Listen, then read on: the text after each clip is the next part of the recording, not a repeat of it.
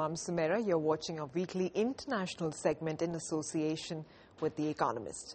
Now, 3 years after Hurricane Katrina, New Orleans once again braved the fury of Hurricane Gustav this last week. In other news from the U.S., Alaska Governor Sarah Palin became the official running mate of Republican nominee John McCain in a successful convention. Meanwhile, Britain faces its worst economic crisis ever. From The Economist, politics this week. More than 2 million people were evacuated along the Louisiana coast ahead of Hurricane Gustav. New Orleans faced its first threat of serious flooding since Hurricane Katrina struck 3 years ago, but Gustav just missed the city. Some residents returned to their homes, though many were without electricity.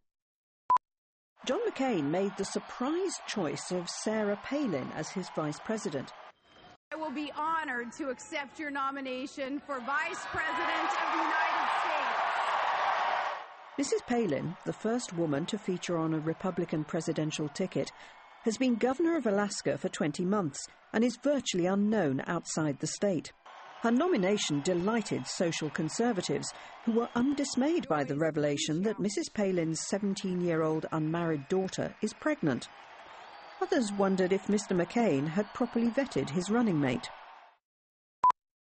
Television ratings were released for Barack Obama's convention speech on August 28th, when he officially accepted the Democratic presidential nomination in front of 84,000 people at a sports stadium. This election has never been about me. It's about you. More than 38 million people tuned into the event, twice the audience that viewed John Kerry's address to his party in 2004, but not as many that watched big football games earlier in the year. At a summit in Brussels, the European Union criticised Russia's war on Georgia, and especially its recognition of the breakaway regions of South Ossetia and Abkhazia. It also repeated demands for Russian troops to withdraw from Georgia proper. France's President Nicolas Sarkozy, who chaired the summit, said he would visit Moscow and Tbilisi to check on Russian compliance. But the EU stopped short of imposing sanctions on Russia. Ukraine's President Viktor Yushchenko threatened to call a snap parliamentary election because Parliament is trying to trim his powers. Mr. Yushchenko had earlier accused the Prime Minister, Yulia Tymoshenko, of treason for not criticising Russia's attack on Georgia. There were more red faces in Britain's Labour government when the Chancellor of the Exchequer, Alistair Darling, said the country faced the worst economic crisis in 60 years, shortly before Gordon Brown, the Prime Minister, unveiled a plan to boost the flagging housing market. In an apparent assassination attempt, shots were fired in Islamabad at the empty motorcade of Pakistan's Prime Minister. British forces in Afghanistan delivered a Chinese-made turbine to refurbish the Kajaki hydroelectric power station in a 100-vehicle convoy protected by thousands of NATO soldiers. A new road was cut through the desert to outfox the Taliban along the most dangerous stretch, and NATO said heavy fighting to clear the route killed 250 of them. Once the repair is complete, the power station should produce 51 megawatts of power, supplying about 2 million Afghan homes.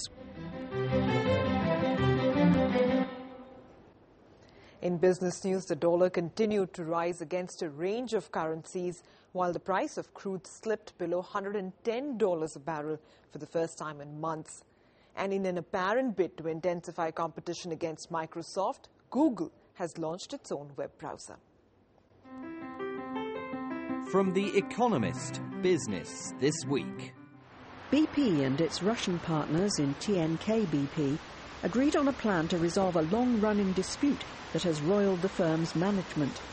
3 independent directors will be appointed to TNK BP's board, on which BP and AAR, the consortium of Russian investors in the joint venture, will have 4 representatives each. The firm's 14-strong management committee, which oversees day-to-day business, will be reduced. The dollar continued to rise against a range of currencies, boosted in part by an OECD report that raised the estimate of America's 2008 GDP growth rate to 1.8% from the 1.2% published in June. The same report lowered the predictions for economic growth in the euro area to 1.3% and in Japan to 1.2%. Britain was forecast to fall into a technical recession in the second half of 2008. The pound dropped to a record low against the euro. With Hurricane Gustav causing little disruption to production in the Gulf of Mexico, the price of oil closed below $110 a barrel for the first time in several months. The IMF reached a preliminary agreement with more than 24 sovereign wealth funds on a voluntary set of commercial guidelines. The sovereign funds of countries such as Singapore and the Gulf Emirates have risen to prominence during the credit crisis, often throwing lifelines to banks through big investments. The guidelines will be made public and discussed at the IMF's October meeting.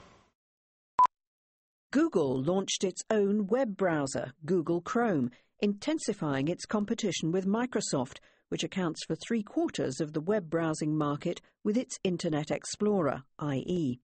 Google has long feared that IE can be tweaked to give an advantage to Microsoft's own search engine.